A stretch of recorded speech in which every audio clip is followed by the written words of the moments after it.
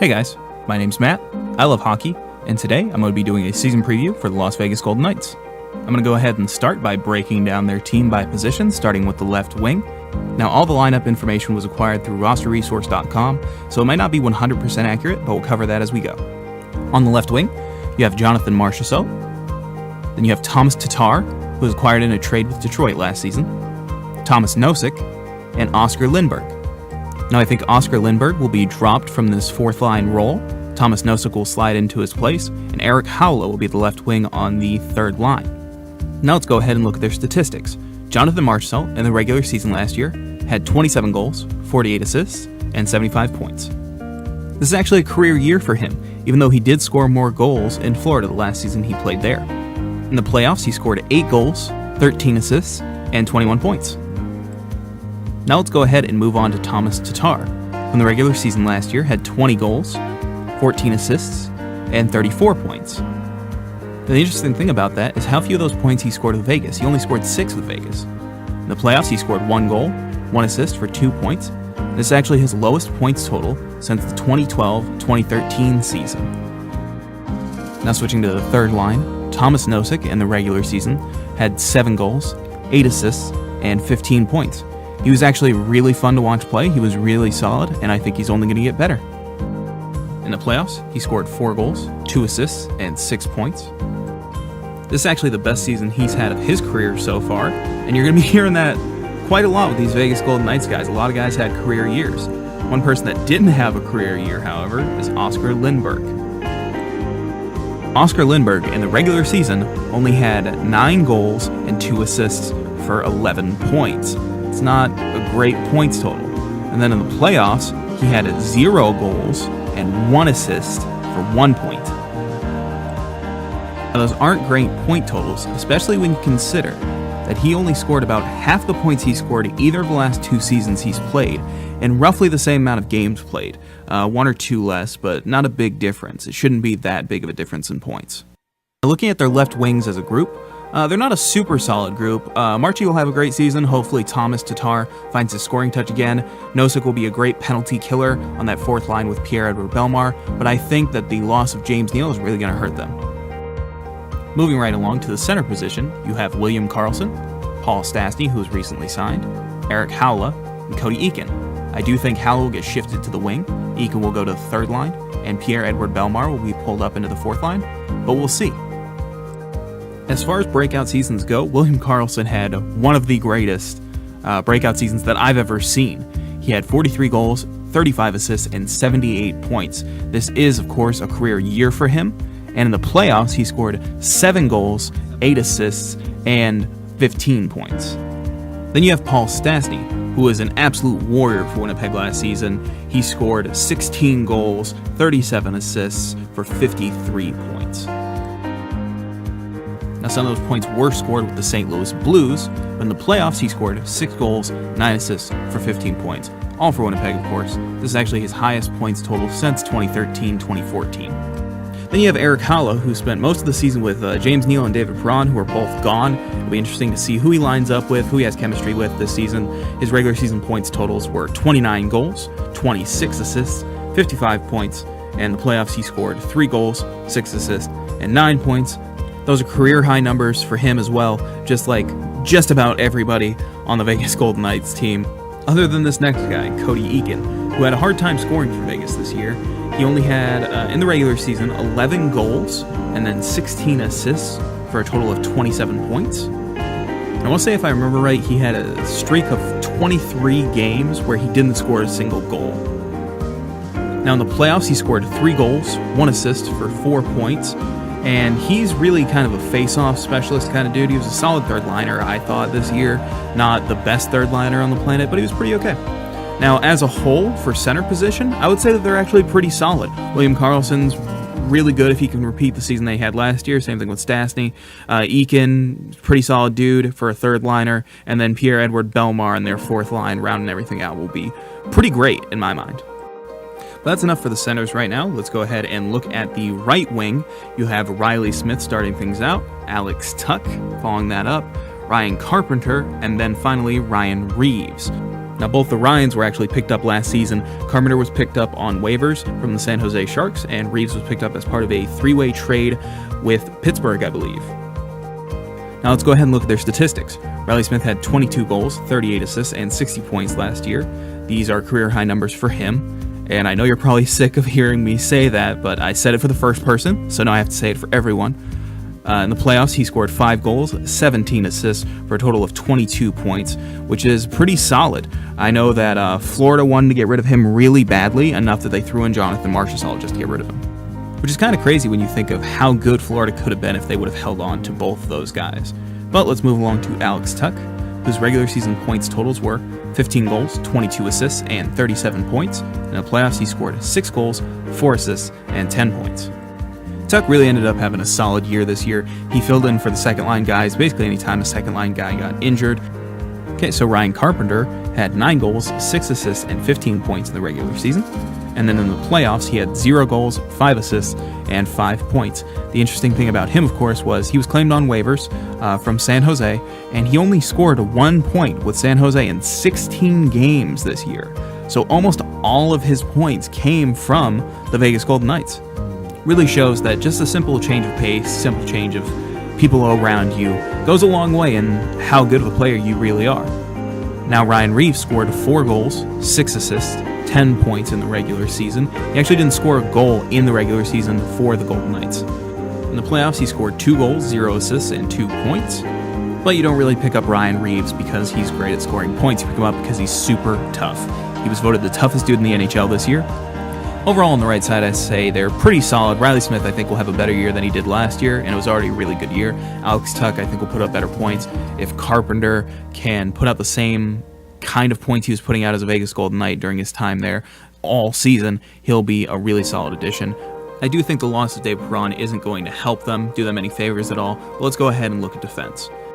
You have Brayden McNabb, Nate Schmidt, Shea Theodore, Derek England, Nick Holden, and Colin Miller. Brayden McNabb's regular season points totals are 5 goals, 10 assists, 15 points, and 20 minutes and 9 seconds of total on-ice time per game. Next up, you have Shea Theodore, whose regular season points totals are 6 goals, 23 assists for 29 points, and his total on-ice time is 20 minutes and 21 seconds. I was honestly really surprised by that compared to Brayden McNabb's. But moving right along to another offseason signing in Nick Holden, who in the regular season last year scored 4 goals, 13 assists, 17 points, and had a total on-ice time of 19 minutes per game. Nate Schmidt, who is considered their number 1 defenseman, had 5 goals, 31 assists for 36 points, and a total on-ice time per game of 22 minutes and 14 seconds. Derek England in the regular season had a total of 5 goals, 18 assists for a grand total of 23 points. And a total on-ice time of 20 minutes and 17 seconds. Lastly, you have Colin Miller, who had the most points of any of their defensemen. He had a total of 10 goals, 31 assists for 41 points in the regular season, and a total on-ice time of 19 minutes and 21 seconds. So, pretty solid year for all of these guys. 4 people had career highs in points. That's Nate Schmidt, Shea Theodore, Derek England, and Colin Miller. Now you have Nick Holden coming in, who could be a good addition. We'll see how that plays out. Now, I remember before the expansion draft, everyone was talking about how they were going to have a really hard time building a solid defense, but I'd say their defense is actually probably the most solid core they have right now. Everybody really stepped up last year. Now let's look at their playoff totals. You have Brayden McNabb with 2 goals, 3 assists, and 5 points, and a total on-ice time of 21 minutes and 23 seconds. Shea Theodore scored 3 goals, 7 assists, and 10 points, with a total on-ice time per game of 21 minutes and 48 seconds. Nick Holden had a total of 0 goals and 1 assist for 1 point, and a total on-ice time of 21 minutes and 39 seconds.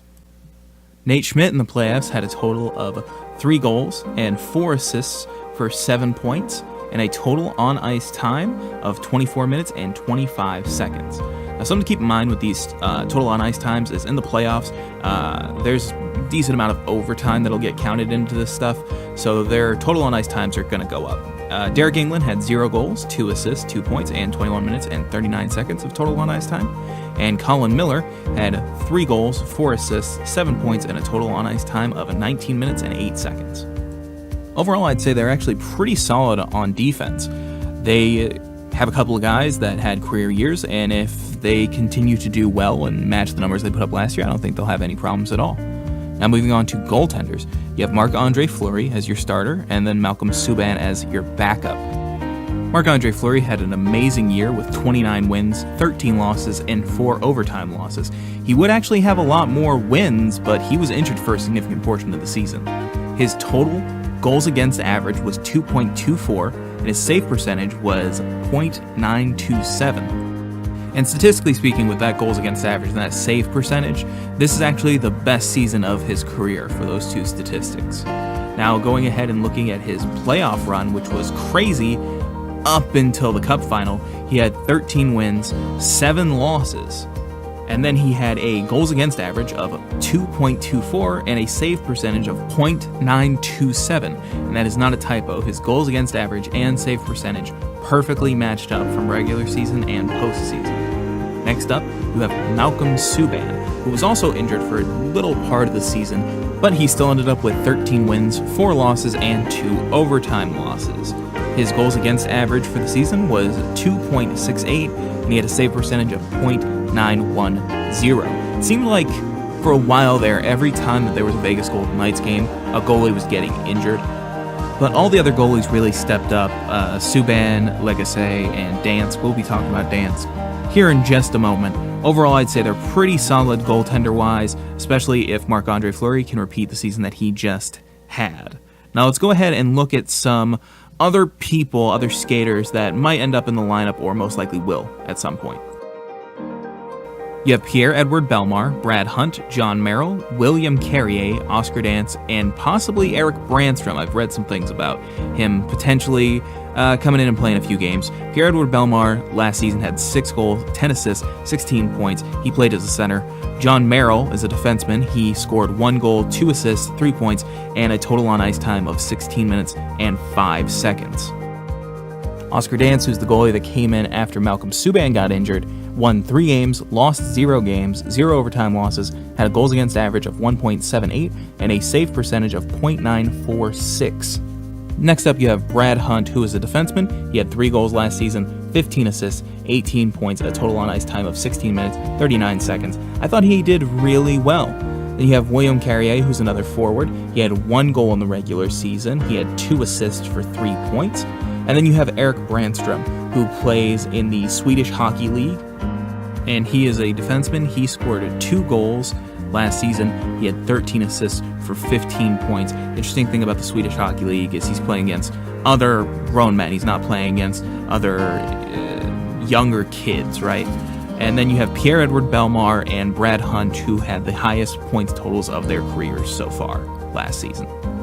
Now, I personally believe Brad Hunt did an amazing job last season, and I wouldn't be mad to see him get more ice time. The problem is I don't really know who he'd replace. Maybe Holden, if Holden doesn't really work out the way we think he's going to. It's really the only person I can think of him actually replacing. Now, Pierre-Edouard Bellemare had 0 goals, 3 assists, and 3 points in the playoffs, but he's a 4th liner. He's an energy guy. He's a great penalty killer. He's a good leader.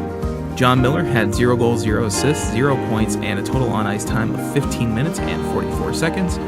Now, of course, Dance didn't play any playoff games, neither did Brad Hunt. The only person that actually played any playoff games remaining on this list here is William Carrier. Erik Brannstrom, of course, is just kind of a prospect, but he's a very interesting prospect. He's probably the one that is most ready to join the NHL out of any of the players they currently have in their prospect pool. And Carrier scored in the playoffs last year 0 goals, 0 assists for 0 points. So not particularly interesting, but I will say that he did hit anything that moved. He put up crazy hit totals in the first couple of games that he played. Between him and Reeves, you really don't need to worry about any sort of grit or any kind of sandpaper guys, I feel. Let's take a look at the contracts that were signed in the offseason. You have Paul Stastny, who signed a 3-year contract for $6.5 million a year. William Karlsson signed a 1-year prove-it contract for $5.25 million a year. Thomas Nosek signed a 1-year AHL contract for $962,500. Ryan Reeves signed a 2-year contract for $2.775 million.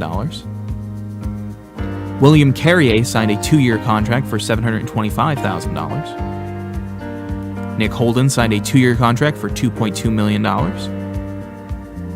Colin Miller signed a 4-year contract for $3.875 million. Marc-Andre Fleury signed a 3-year contract for $7 million. And Oscar Dan signed a 2-year contract for $675,000.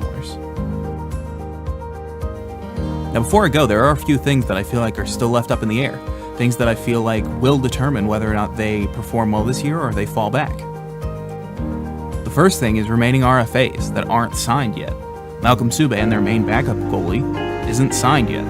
Neither is Shea Theodore, who had great numbers this year. Career years. So many people had career years this season. And the question is, are these players great players who just didn't have the opportunity other places? Or are they going to put up less substantial numbers this year? Who will be their backup goalie next year? We saw Oscar Danson. He had a really solid run. He only played 3 games, but he had a really solid run in those 3 games. Then you have Malcolm Subban, who put up good numbers, but not incredible numbers, who's still unsigned.